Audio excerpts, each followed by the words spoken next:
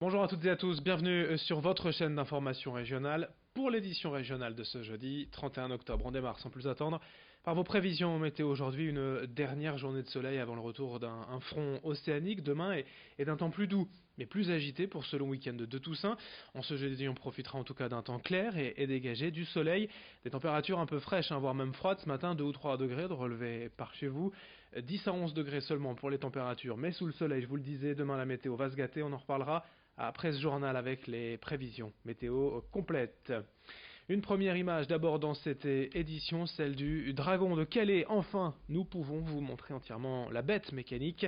La parade d'ouverture a lieu demain et tout au long du week-end dans les rues de Calais. Arrivé déjà il y a plusieurs jours, le dragon et ses maîtres de la compagnie La Machine ont enchaîné les répétitions sur le port, à l'abri des regards, et tout ce petit monde est désormais prêt pour le spectacle inaugural. Rendez-vous donc demain matin 11 heures sur le front de mer pour voir de près le dragon dans les rues. Le programme complet de l'événement et les informations pratiques sont disponibles sur le site de la ville www.calais.fr. Et le dragon, on va de nouveau en reparler dans un instant avec l'agenda d'Estelle Dargent, journaliste pour Métropolis, ses idées de sortie pour ce long week-end de Toussaint dans la région.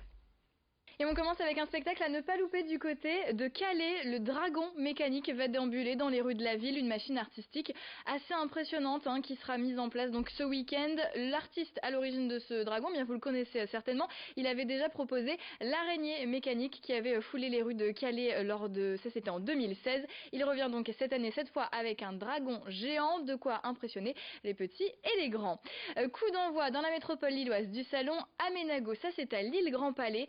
C'est parti pour 10 jours pour reconstruire, réaménager, rénover votre intérieur mais aussi votre extérieur. Il y aura aussi ce week-end des petits plus, le salon 100% déco à l'intérieur du salon Aménago et aussi le salon des 72 heures de la construction. Bref, pas mal de choses donc ce week-end autour de la décoration et du réaménagement. Tout ça c'est à Lille Grand Palais.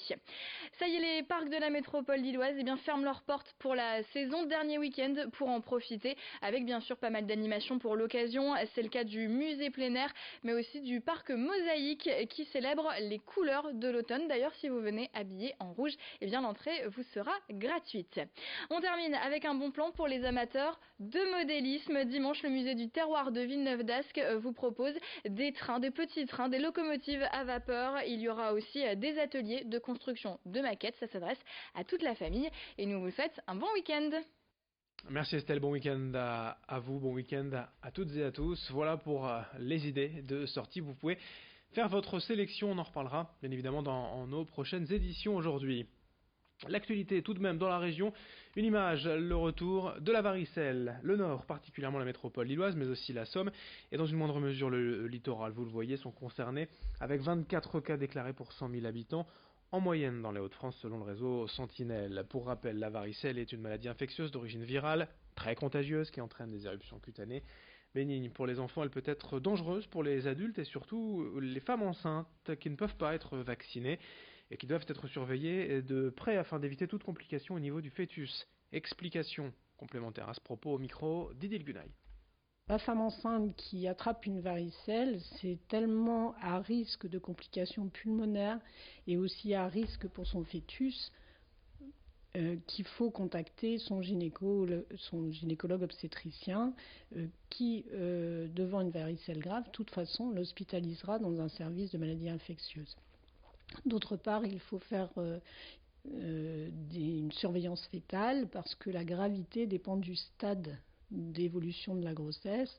Au premier trimestre et au deuxième trimestre, il peut y avoir des séquelles fœtales, avec des séquelles cutanées, des doigts qui se collent parce que le fœtus fait des vésicules et la vésicule colle les doigts. Il peut y avoir des séquelles oculaires aussi également, avec des paupières qui se collent.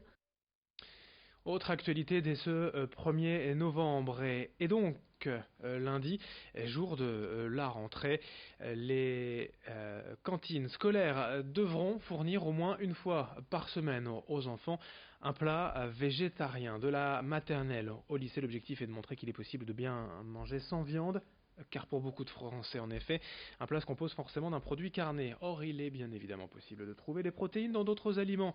À ce clin, par exemple, la cuisine centrale avait anticipé la loi en proposant déjà eh bien, ces dernières semaines, ces derniers mois, un menu végétarien par mois. Et de l'avis même du chef, la transition n'a pas été si simple. Il a fallu trouver des astuces pour convaincre les enfants, donner envie de manger différemment. Explication au micro de Rémi Desromeaux. Tout ce qui est emballage plastique doit être supprimé.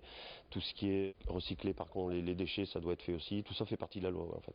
Donc on avait déjà anticipé, on avait déjà commencé à anticiper grâce aussi à des agents de la commune du service économique qui travaillent en parallèle avec moi. Et on avait déjà commencé à anticiper tous ces petits problèmes et à anticiper la loi, en fait. Les amener à manger un plat par semaine sans trop changer leurs habitudes, en les emmenant progressivement vers le végétarien, vers le plat à consommance protéines végétales. Alors puisque l'on parle de repas, on va terminer ce journal en parlant de desserts, mais pas n'importe lesquels, des cakes designés. Rémi Kay, c'est une nordiste spécialisée dans cette profession qui transforme des gâteaux en œuvres d'art en prenant toute forme possible et imaginable. Il lui faut parfois entre 1 et 4 jours pour réussir son dessert. Rémi Kay fait des tutos vidéo sur YouTube pour apprendre au plus grand nombre ses techniques. Elle a également participé à l'émission d'M6 Les Rois du Gâteau avec Cyril Lignac. Les créations de la jeune femme sont plus qu'appétissantes, mais on ne peut pas tous les manger. Elle a donc décidé d'en faire don à des associations de parents d'élèves ou au personnel des hôpitaux. On écoute Rémi Kay au micro de Jerry Jouve de Fer. Je me suis dit, voilà, pour les anniversaires, ça va être parfait. Je vais pouvoir faire les gâteaux d'anniversaire. Et puis, en même temps, j'ai pensé à avoir une activité qui me permette de rester à la maison avec les enfants. Donc, je me suis lancée dans le cake design et YouTube, dont je venais d'en entendre parler. Je me suis dit, voilà, je peux aller les deux. J'ai toujours eu une passion pour la pâtisserie. Je me suis découvert une passion pour le cake design. Donc, avant de voir si j'étais capable ou pas de le faire, j'ai acheté de la pâte à modeler pour enfants. Et je me suis mise à faire des créations avant d'acheter de la pâte à sucre. Et en fait, un jour, je suis allée à Rome dans un magasin et je leur ai dit, donnez-moi tout ce dont j'ai besoin pour faire du cake design.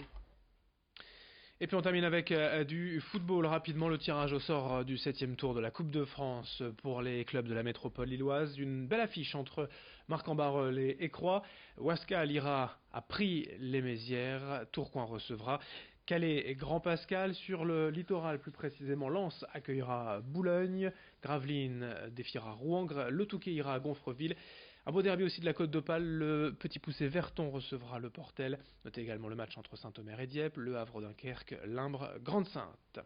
Fin de cette édition, à suivre dans un instant vos prévisions météo.